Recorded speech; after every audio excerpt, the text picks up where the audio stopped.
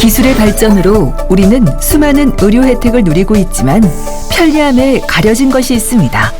감염의 우려가 있어 더욱 세심한 관리가 필요한 의료 폐기물. 고위험군에 속하는 이 폐기물은 해가 갈수록 빠르게 증가하고 있습니다. 2018년 기준 의료 폐기물 발생량은 23만 8천 톤에 달합니다. 그러나 전국의 의료 폐기물을 처리하는 곳은 단 14곳뿐입니다. 날로 늘어가는 의료 폐기물을 14개의 노후된 소각장이 다 소화해내기엔 버거운 실정입니다. 이미 고령 사회에 접어든 대한민국. 의료 폐기물의 지속적인 증가를 막긴 어렵습니다. 하지만 전문가들은 배출 단계에서 의료 폐기물이 아닌 것을 제대로 분리 배출하면 의료 폐기물을 상당량을 줄일 수 있다고 강조합니다.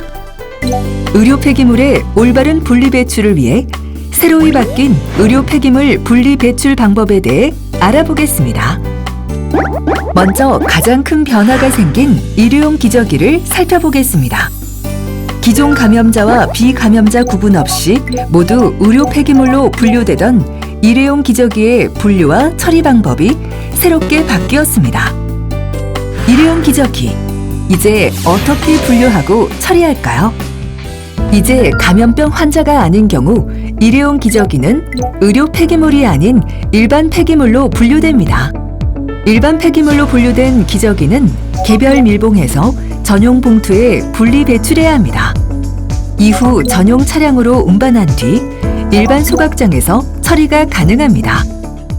그렇다면 감염병 증상이 있는 환자의 경우 어떻게 처리해야 할까요? 감염병 임상 증상이나 혈액이 묻은 것으로 판단되는 기저귀는 기존처럼 의료 폐기물로 분류됩니다.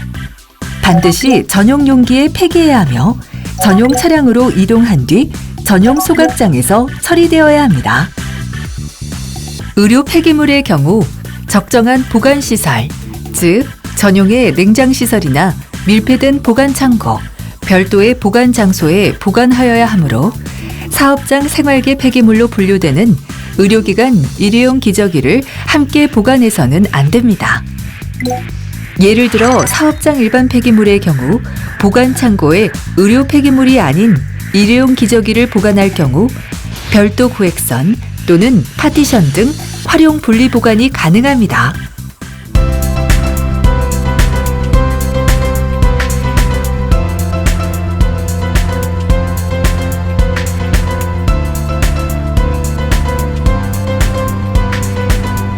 그러나 의료 폐기물이 아닌 일회용 기저귀 보관 장소의 경우 사업장 일반 폐기물 보관 규정을 준수하여 지붕과 벽면을 갖춘 실내거나 구조물이어야 합니다. 의료 폐기물 또는 의료 사업자의 일반 폐기물 보관 장소는 물이 스며들지 않는 시멘트나 아스팔트 등의 재료로 바닥 처리가 되어야 합니다. 의료기관에서 일회용 기저귀를 배출할 때 한 번 더 주의를 기울여야 합니다. 일반 폐기물로 분류되는 일회용 기저귀는 일반 비닐봉투에 하나씩 포장한 후 전용 봉투에 배출되어야 합니다. 다만 별도의 진공 포장은 의무사항은 아니니 병원의 상황에 맞게 적용하면 됩니다. 의료시설에서는 많은 양의 약품 용기가 매일 배출되고 있습니다. 환자에게 사용한 수액 앰플병의 경우 어떤 폐기물로 분류될까요? 폐백신, 폐항암제, 폐화학치료제와 섞이거나 접촉되지 않고 혈액이 함유되지 않은 병은 의료 폐기물에 해당하지 않습니다.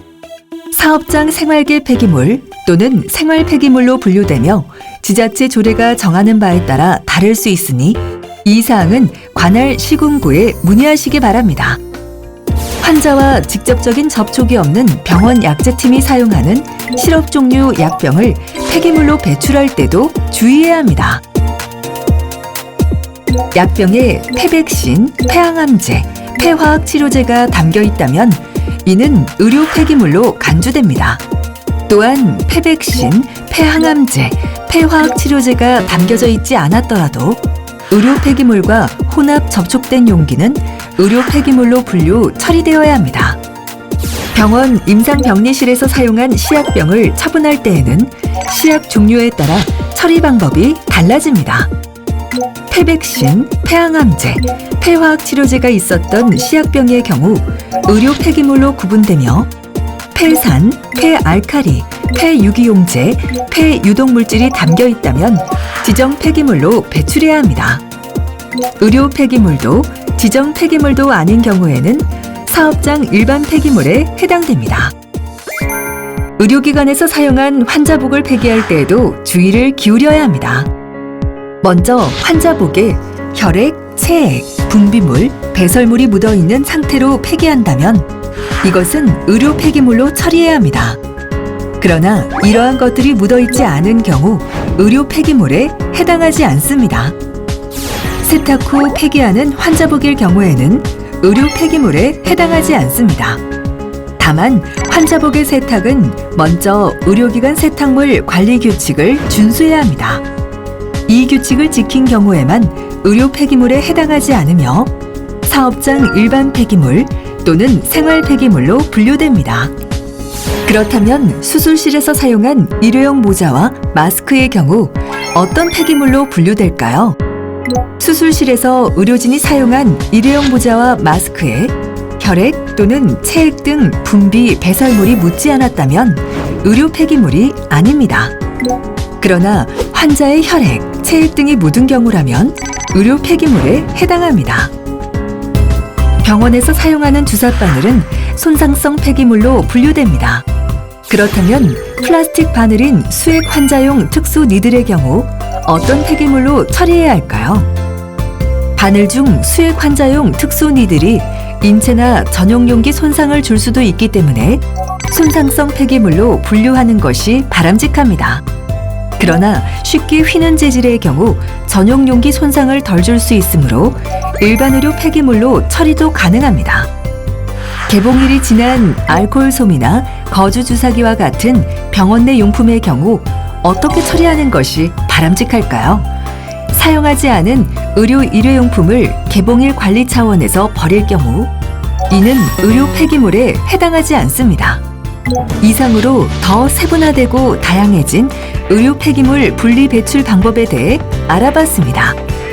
의료기관의 관심과 노력으로 의료 폐기물을 줄이면 더 안전하고 깨끗한 환경을 만들 수 있습니다.